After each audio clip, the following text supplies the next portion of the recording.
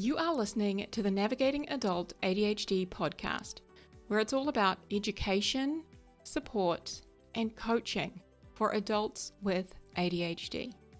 I'm your host, Zena, a late diagnosed ADHDer, here to help you unpack the challenges, frustrations, and the positive side of living with ADHD.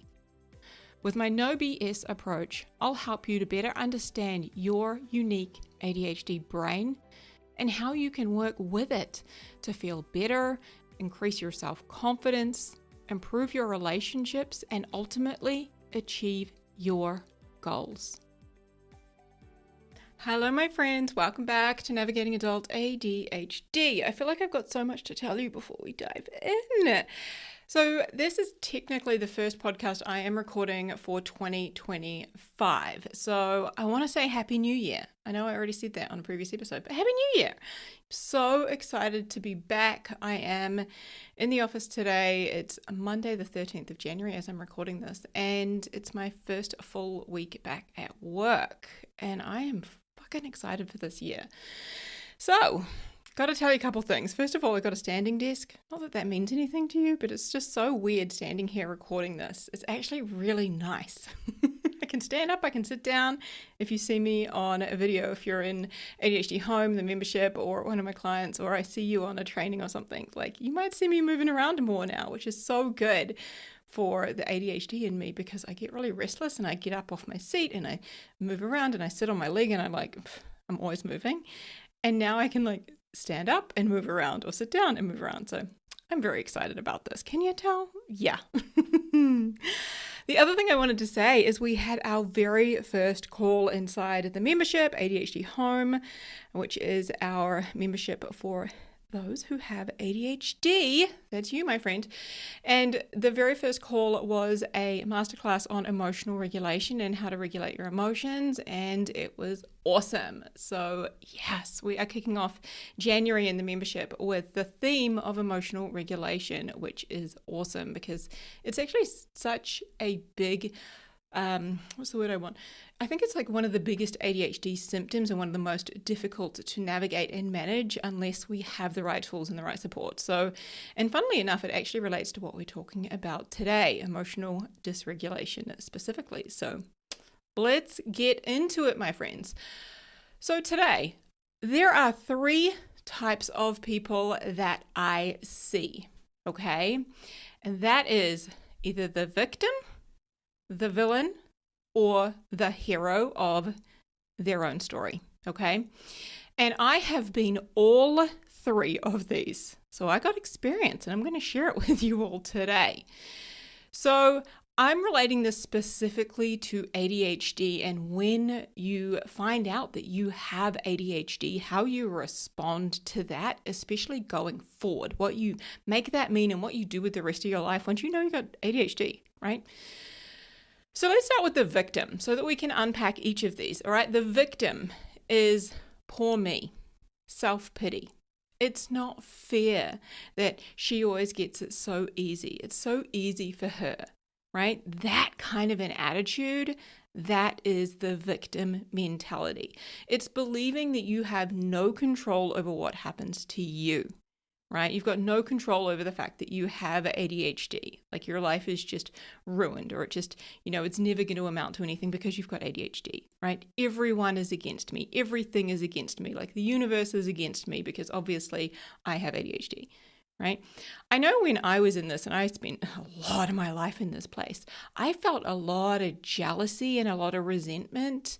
I spent so much time feeling self-pity, just feeling sorry for myself and my life and the situation I was in. It just wasn't fair that I had this going on. It was a lot of hopelessness, right? I thought everything happened to me. The world was just against me. So much of it was that whole, it's not fair, life's not fair mentality.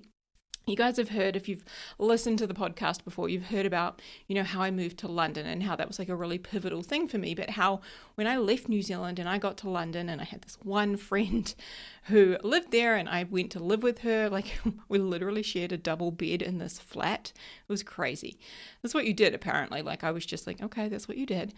But anyway, we had this massive falling out and I had to move out and it was just horrible. I hated London. It was cold, dark, rainy, grey. And I had moved there thinking I was going to be so happy in London, was going to be amazing, and I was going to be super successful, make lots of money, travel, all those things. And I fucking hated it. And it was awful. And it was just miserable. It was always raining and my job sucked and nobody liked me and I couldn't make friends and I hated where I lived and I hated the city and it was grey and it was just awful all the time. And I'd made the worst decision ever. It was terrible and like my life sucked. That was how I was all the time. And that was how I felt, like awful all the time. I felt miserable all the time, like nothing in my life was going well. And I just, at that time I've talked about how I was self-loathing. I hated myself. I was just gross and disgusting and all of these things. That was me in my victim era.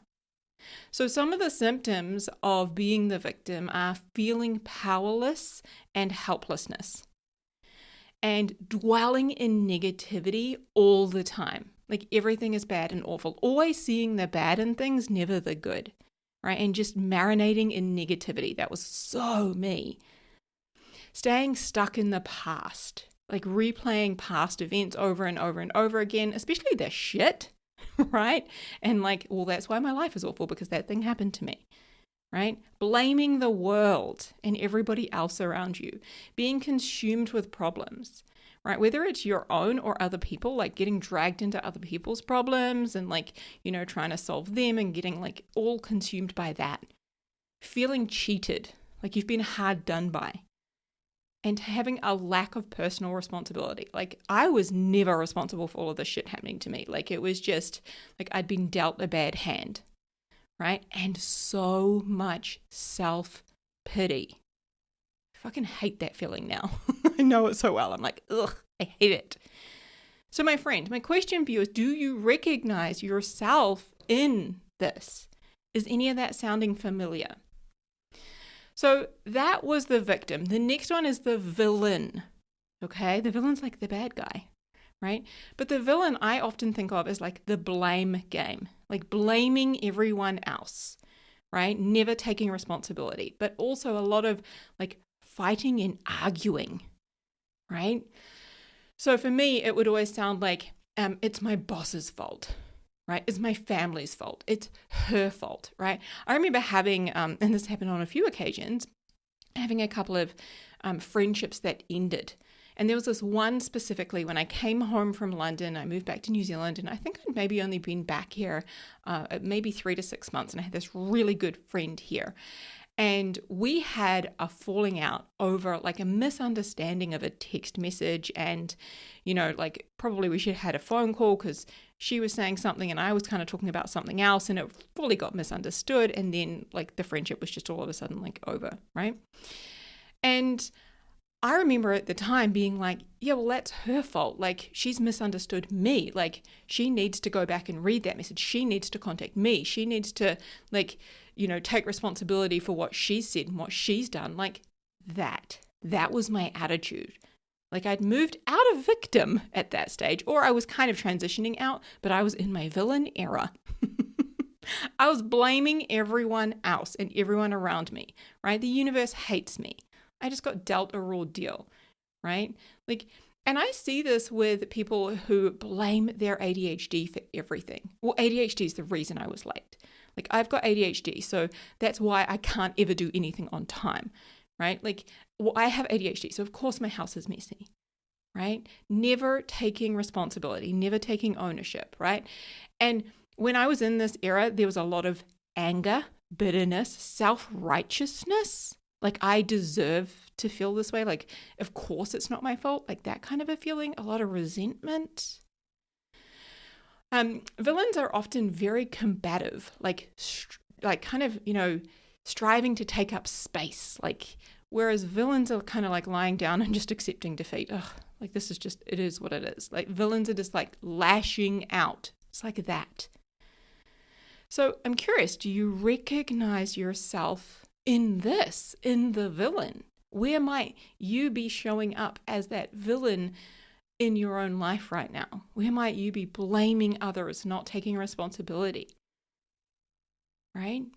Now, of course, I alluded to this at the beginning, right, when I was talking about the emotional regulation class I recently ran. But having ADHD does amplify our tendencies towards spending time in victimhood or villain places, okay?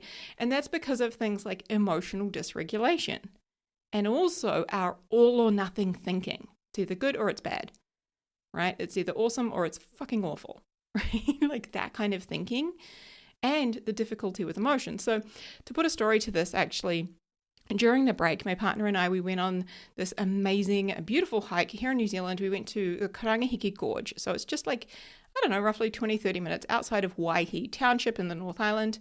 And there's this old mining town and there's like these tunnels and you go through the tunnels and across, like along the gorge, and it's like water and lush scenery. It's beautiful, right? And we took the kids. So we took the kids and we did this hike and we were, it took us like roughly, I think we like 2 hours because we were like seeing the scenery and enjoying it and skipping stones along the way and the water and all this sort of stuff, right? Had a great time.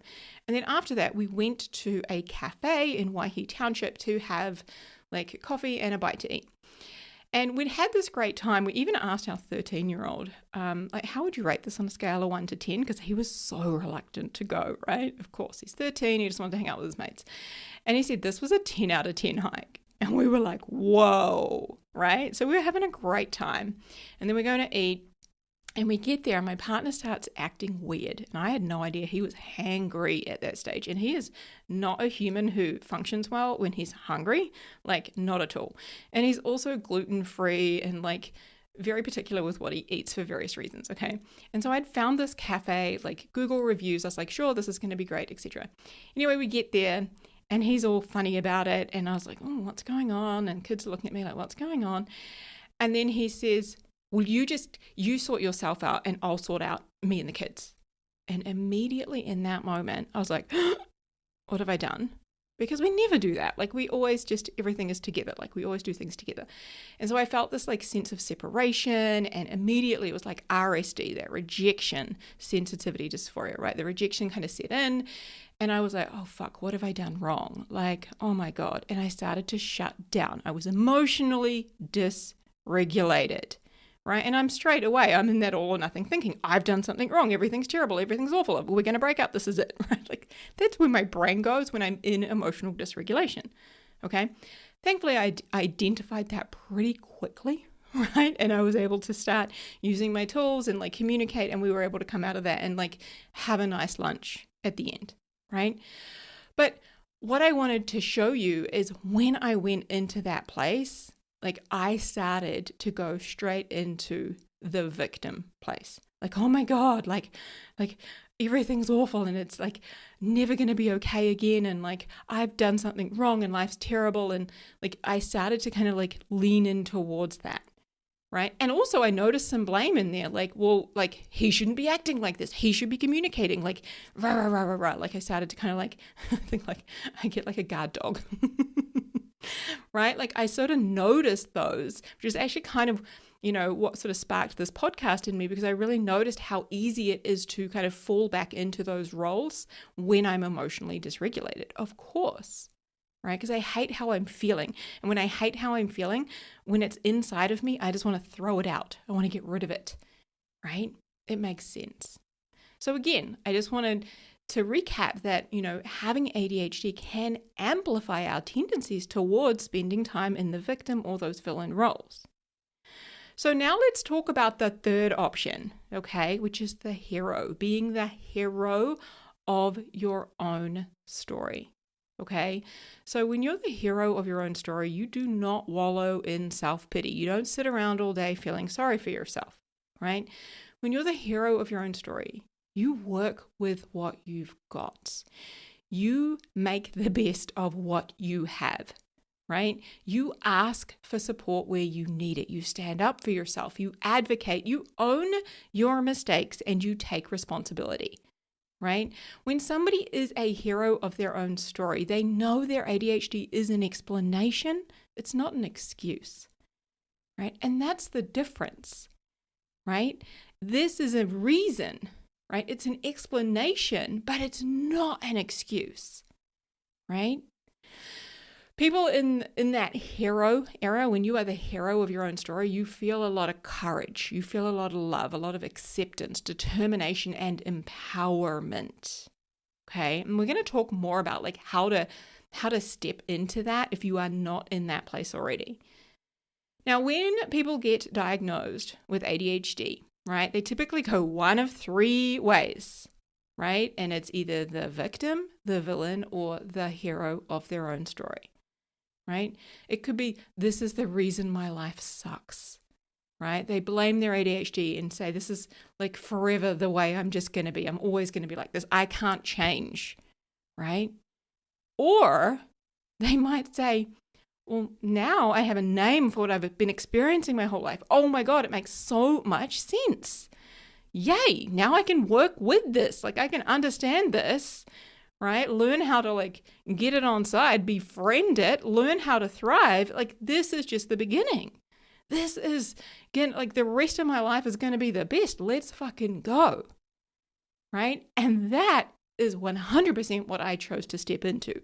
Right? I'd already started stepping into it before I found out it was ADHD. But when I found out I was ADHD, I was like, let's fucking go. Makes so much sense. Right? If you aren't already the hero of your own story, you can be. How? My friends, if I can move out of the pity party, my life sucks, everyone else has it better than me, and it's all their fault place that I used to be in, then you sure as hell can too, right? No matter what has or is happening to you, okay? I have been through some shit, and I am gearing up to share some of that shit with you all on the podcast, right? Like there have been some very major big life events that actually one of them now I know was even related to ADHD, and I'm going to share that, but it's going to come with a trigger warning, okay? So no matter what, right? If you aren't already the hero, you can be, right? I have worked with countless clients who have done this too, who have moved out of their self-pity, like victim and blame mentality into being the hero of their own story, right? Now, it starts by focusing on actually what is good, what is working, right? Because it's so easy to look at what sucks, what we want to change, what should be different, what's not working. It's so easy to look at that. It's harder to look at what's good, what's working, like seeing anything good in the world around you and yourself and others, right? Back when I was living in London, and I was just telling you how much I hated it, right? When I started to do this, I started to look for the beauty in London, in this grey, dark city that felt like it was always raining. I started to look for the beauty. I made a game of it. I kid you not. I remember I would walk from my my flat that I lived in to the tube station, and it was just under a 10-minute walk.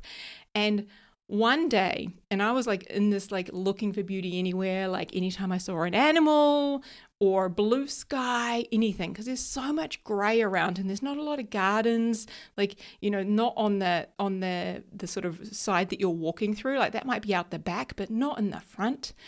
And so there was this day and I was walking to the tube station and I stopped because there was a weed, I kid you not, a weed growing through the cracks in the pavement, but it was that little yellow flower. Was that like not a dandelion? I don't know what it's called, but the little yellow flower. And I was like, damn, okay. I just felt like this is a sign from the universe because I was looking so friggin' hard just to find the beauty in the place, and I found it. And then when I started to see that, I started to see more and more and more of it. Like I said, I made a game of it, quite literally. When I was feeling sorry for myself, right? When I'm in London and I'm going home from this job I didn't like, and I'm going home and I'm like on the tube station surrounded by people, and it's like, one of the funny things about living in London is like your nose, if you would blow your nose after being in the tube station, there would be like black stuff come out. And I was like, this is just weird, right? Like obviously like the soot, the whatever, the smoky, gross, whatever is going on down there, right? Crazy, total side tangent, hello, ADHD. But when I was feeling sorry for myself, right, I noticed how it never produced anything good. When I'm sitting in that self-pity and I feel justified because, I haven't got what I want and like this isn't good and I hate living here and like I hate this job and I hate these people and I hate this town, blah, blah, blah, blah, blah. I never, ever produced anything good from that place. Right. And I just so desperately wanted to be happy. I wanted to create my own success in life and, have a great life and enjoy myself. I wanted that so desperately. But when I was in the pity party, when I was in that place, and I was in that place so often, it never produced anything good. Right. So being there wasn't helping me. It wasn't serving me. I had to break the pattern. I had to get out of my head. Anytime I noticed that I was in that place, I had to do something different, change the scenery, focus on something good in my life, play a positive song. I played Bob Marley's, what's that song? Don't Worry, Be Happy on fucking repeat for a long time. But it became like a pattern interrupter for me so that I could play that and change the narrative in my head, break the pattern, right? Being in that victim mentality, being in that self-pity party place I was in, it was like a habit. It was just like smoking. And I had to break that habit. And my new habit became seeing the other side of the coin, seeing the positive instead of the negative, focusing on something good instead of something bad, because I could always find something bad. It was harder to find something good at that time, but it wasn't impossible. So I also say to people, start asking empowering questions, right? What is the best way I can look at this, right? I've just been diagnosed with ADHD. What is the best way I can look at this? How might this be happening for me? And what's the best that could happen here? Because we're so quick, our brains are just wired to look for all of the danger, all of the problems, right? So our brain's like, freaking out, right? You've got to direct it to ask it the empowering questions. What is the best that could happen here? Now you've got this diagnosis. Now you know what it is. You can start to work with your brain. Stop fighting yourself. Embrace your ADHD and finally thrive. Enjoy your life. Achieve your goals, right? Now you know what it is, you can finally figure out how to do all of that. And another thing I will say is, if you want to move out of the victim, out of the villain place, you've got to stop shoulding on yourself and on others, right? Should is the most toxic word in the dictionary. You got to stop using it. Oh, I should be doing more. I really should, book that appointment. I should have called her back. I should text so-and-so. I should be further along. I should be making more money. I should lose weight. Doesn't it just feel like shit and really heavy and a lot of pressure, right? Oh, they shouldn't do that. They shouldn't say that, right? Like, it's just not a good word, right? If you have to remove it, then what? Right? I've got an entire episode on how detrimental shoulding is on our brain, on our self-esteem, on the way we feel about ourselves and about others. It's just awful. It's toxic, right? Take that shit out. Take it out. So, my friend, have a think about this. Where are you currently? Who are you? Are you spending time in the victim? Are you in the villain? Are you in the hero of your own story? Are you kind of going between them all? Are you spending more time in one than another? No shame, no judgment. Just get honest with yourself. And who do you want to be? Right? I want to be the hero of my own story always. Does that mean that I never fall into the victim or the villain blame game? No, of course not. Hello, I'm a human with ADHD, of course. My brain goes to all or nothing thinking. My brain gets emotionally dysregulated, of course. But as soon as I recognize that, I click my fingers and I break the pattern. I do something different because that's not where I want to be. That's not how I want to live my life. And it feels awful and terrible. It does not produce good stuff, right? For me, my ADHD is a huge part of what makes me me. And I'm going to use it for me. I am going to wear it proudly and loudly. My brain is different. And that means I am different. And I love different. It's why I travel and explore new places, is to experience different sceneries and cultures. And I love being different. I seek out different. Right? I am never going to apologize for who I am and the brain I have. Right? Because that is such a big part of me and my story. All right? This is me being the hero of my own story. And trust me, it creates amazing things. Right? I have achieved so many of my own goals, personally, professionally. I've had so many amazing experiences. And I couldn't have done all of that and achieved all of that by being in the villain victim place that I was. All right? So my friend, what are you going to choose? Huge love, and I'm so happy to be with you in 2025. This is going to be an amazing year for us. I can feel it. Let's fucking go. Hey ADHDer, I know just how hard it can be when it feels like your ADHD is really holding you back. You're frustrated, overwhelmed, and not sure where to even start. That is exactly why I created ADHD Home. ADHD Home is a monthly membership, and it is what I wish I had had when I was diagnosed later in life, when I was struggling and just desperate to feel better, searching for a way that I could finally live up to my potential. Now I'm giving you the tools and the coaching that have changed my life, with over 60 videos to help you navigate and thrive with ADHD. Plus, you get group coaching calls with me, regular ADHD workshops on topics like RSD, dopamine, and emotional regulation. And you've got a community of other adults with ADHD who have got your back. It's time to make ADHD work for you.